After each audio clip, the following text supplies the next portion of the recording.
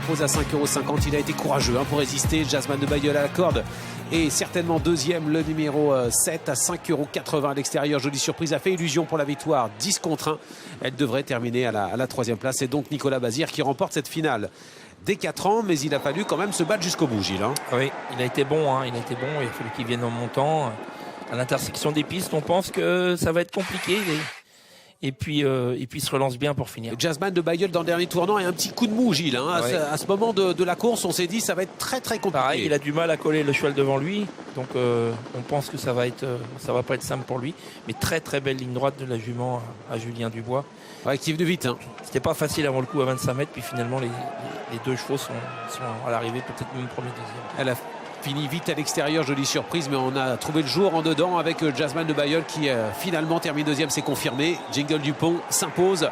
Très belle victoire pour Richard Padovani qu'on félicite pour ce succès. La deuxième place est pour Jasmine de Bailleul devant jolie surprise. Et puis à l'extérieur, on a vu une belle fin de course d'Éric Raffin qui vient prendre une place avec Jasmine Deveau, le numéro 4 face à Jurève Dubois qui n'a pas forcément été trop à la hauteur durant la course.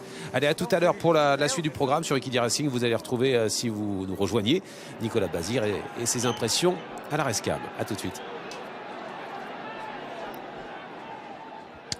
Jingle Dupont qui Il encourage, et ce n'est pas gagné, mais c'est passé tout juste pour Franck Tivard face à Nicolas Bazir. Nicolas Bazir qu'on retrouve avec Kevin. Il a été d'un courage exemplaire, son cheval. Allez, Nicolas, il a serré les dents pour finir votre cheval parce que vous êtes presque à 3 sur la même ligne pour finir.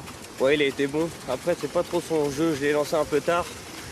Et c'est pas ce qu'il préfère faire, je pense. Mais bon, le danger, il était à ma corde. Donc, je pense que c'était le mieux à faire. Bon, vous deviez avoir soif de revanche parce qu'à Laval, dernièrement, c'est dommage. Je pense qu'il avait course gagnée. Oh ouais, le cheval était parfait. Je me suis loupé. Et là, on a rectifié le tir. C'est un cheval qui a peu couru, quand même, moins de 20 courses au compteur. Vous l'avez toujours ménagé dans l'écurie?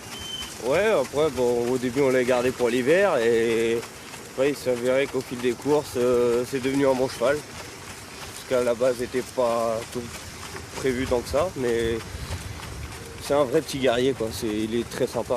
Pour vous, il peut encore progresser ce cheval-là ou là il est vraiment arrivé au summum de sa forme? Bon, là il est très bien. Après il se donnera toujours à fond, donc il peut progresser. Ouais. Bon, Nicolas, on va voir si vous avez un petit peu de mémoire. Il y a 3 ans de cela, c'est un cheval de l'écurie qui a gagné cette finale.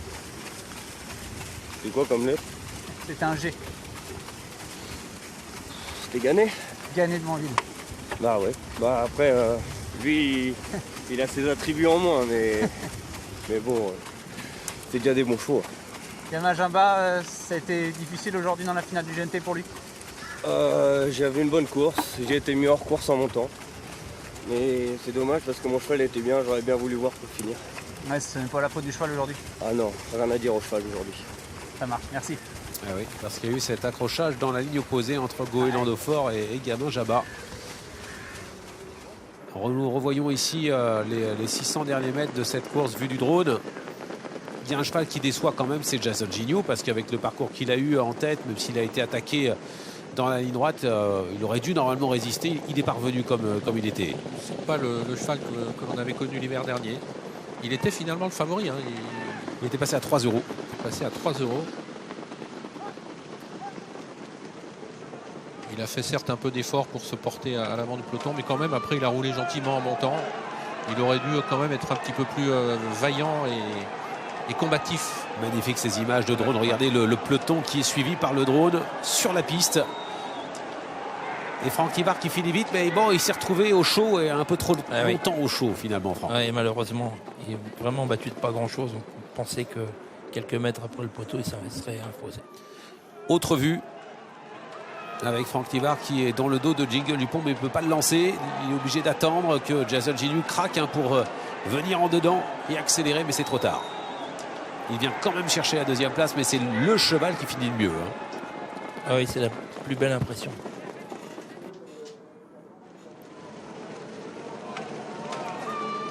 Il ne s'attendait certainement pas à voir Jason Gignoux plafonner autant, Franck Tivard. Il y a la petite Jasmine Deveau qui finit bien à l'extérieur. Ça se défend bien également avec Jurève Dubois finalement, qui a fait une faute, mais on ne l'a pas senti vraiment dominateur. Il court proprement quand même. Kazakh de l'Est de la France, un Kazakh de Richard Padovani, qui est également un éleveur qu'on retrouve en Normandie, dans le Calvados. Très bon cheval, un cheval qui est certainement promis à un bel avenir. Un cheval qui a peu couru, qui se serait déjà imposé les dernières fois. On risque d'entendre parler un petit moment de ce Jingle Dupont, même s'il est hongre et qu'il n'aura peut-être pas des courses possibles à son programme. Oui, qui même si les conditions n'étaient pas très favorables, puisqu'il reculait pour pas grand-chose, a mené sa tâche à bien. Cheval qui a un beau mental, pour reprendre les propos de Nicolas Bazir, qui remporte une des plus belles victoires de sa carrière. Il en avait remporté 3 durant le précédent meeting. À lui désormais de faire aussi bien. Il est tendu également. On parlait de ça en début d'après-midi. C'est encore un tendu. Et un genou. Vous avez vu la protection. Il n'a qu'une seule protection à droite de genou. Il n'en a pas à gauche. Et pourquoi? Parce qu'il ne va pas dans le genou gauche. Donc ça sert à rien. Ça sert à rien. Après, il y a beaucoup d'entraîneurs qui mettent quand même les deux. Ouais. Mais on peut voir chez Jean-Michel Bazir, c'est pas la première fois. C'est ce que faisait à l'époque Pierre Allaire. Oui. Ulf Nordin le faisait également. Aussi. Ouais. René Masque. L'homme de confiance à Jean-Michel Bazir. C'est l'un des hommes importants de l'écurie de Jean-Michel Bazir, régulièrement présent à Grosbois avec les chevaux de l'écurie. Le staff Bazir là, qui se retrouve autour de Nicolas. L'écurie est désormais bien lancée. Elle est sur ses rails maintenant et voilà, les résultats sont là. L'écurie tourne à plein régime. Après un début de meeting un petit peu mitigé pour les 2-3 premières réunions. Quelques chevaux avaient besoin de courir, mais là désormais tout est bien lancé pour la team Bazir. Jean-Michel Bazir qu'on retrouvera avec Eros Zola dans la suivante. Oui, qui a été déclaré non partant quelques jours favori, après d'avoir gagné une course. Et c'est vrai que c'est le grand favori, 1,40 €. Et toujours ce look, cette mode grand-mère pour Jean-Michel Bazir.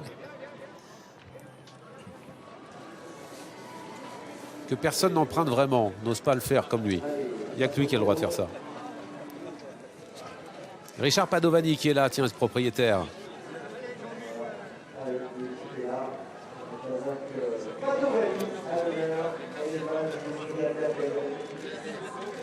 Notre confrère Guillaume Covès également. Ah oui, il est présent effectivement aux côtés de Kamel Simani. Il y a Philippe Eckert également qui est là.